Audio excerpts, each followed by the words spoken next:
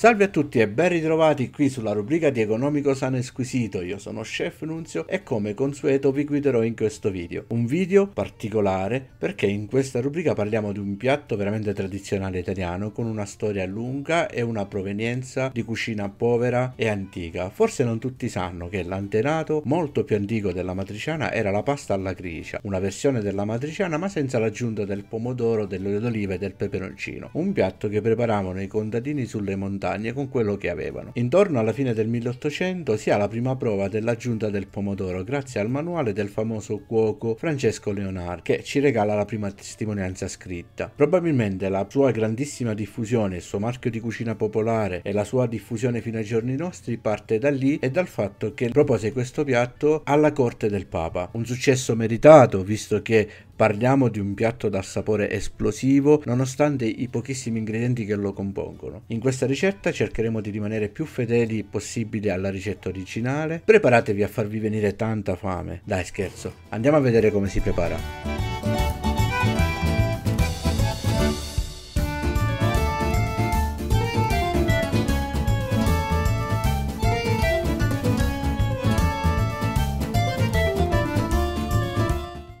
Bene, iniziamo, mettiamo sull'acqua e saliamola. Nel frattempo che l'acqua va in ebollizione spostiamoci sul piano di lavoro e iniziamo a tagliare il nostro guanciale. Facciamo delle fettine sottili, dopodiché sovrapponiamole una sopra l'altra e cerchiamo di ottenere delle striscioline di guanciale di circa mezzo centimetro. Mettiamo una padella sul fuoco e aggiungiamo il guanciale tagliato a striscioline. In piatti semplici come questi preferisco pestare il pepe nel mortaio, in quanto schiacciandolo ne faccio veramente fuoriuscire tutto l'aroma, poiché ritengo che questa spezia in questo determinato piatto non sia solo una spezia ma un vero e proprio ingrediente. Tra i miei commensali oggi c'è chi non adora il piccante, ma non voglio comunque rinunciare al peperoncino perché gli dà un aroma davvero speciale a questo piatto. Quindi eliminerò la parte interna e i semini e lascerò il peperoncino a pezzi grossi e visibili in modo tale che possano essere identificati e evitati da chi non riesce a tollerarlo. Quindi se non tollerate il piccante questa potrebbe essere anche la vostra soluzione ideale.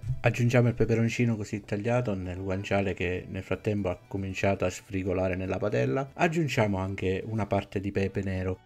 Aggiungiamo anche un po' di sale, non tanto perché il guanciale è già bello salato. È arrivato il momento di sfumare con il vino. Abbassate o spegnete la fiamma, aggiungete il vino per evitare la fiammata e eventuali incidenti e ustioni. Aspettate 3-4 secondi e riaccendete il fuoco. Lasciate sfumare bene tutto il vino che sgrasserà e alleggerirà un po' il sapore del piatto. Aggiungo adesso i pomodori pelati e bolliti che ho preparato in precedenza e con il cucchiaio di legno mescolo e li rompo piano piano, con pazienza fino a ridurli in polpa di pomodoro. Bollirsi da sé dei pomodori freschi naturalmente esalta il sapore, ma se non avete tempo di prepararli in precedenza potete assolutamente acquistare dei pomodori pelati già pronti. Aggiungiamo il resto del pepe, mescoliamo e lasciamo cuocere. Regolarsi con il sale in questa ricetta è tutt'altro che facile, quindi il mio consiglio: arrivati a questo punto assaggiate il vostro sugo e regolatevi di sale in base al sapore e al sale che ha acquisito dal salato del guanciale. Ora che l'acqua bolle buttiamo la pasta e spostiamoci eventualmente, qualora ne avessimo bisogno, a decorare il piatto. Lo farò in maniera davvero semplicissima, mettendo semplicemente in un angolo del piatto una bella cima di verde basilico che andrà in contrasto con il colore bianco del piatto e il bel rosso degli spaghetti. Al centro del piatto metterò una manciata di pecorino. Non è una decorazione, ma qualora ci fossero dei grassi in eccesso mentre impiattiamo, il pecorino li assorbirà e così il nostro impiattamento risulterà preciso e pulito. Ed ecco qui il sugo finito, ha una consistenza, un colore e un odore spettacolari, proprio un bel risultato. Sono davvero soddisfatto. Coliamo la pasta al dente, versiamola nella padella e facciamola saltare per un paio di minuti.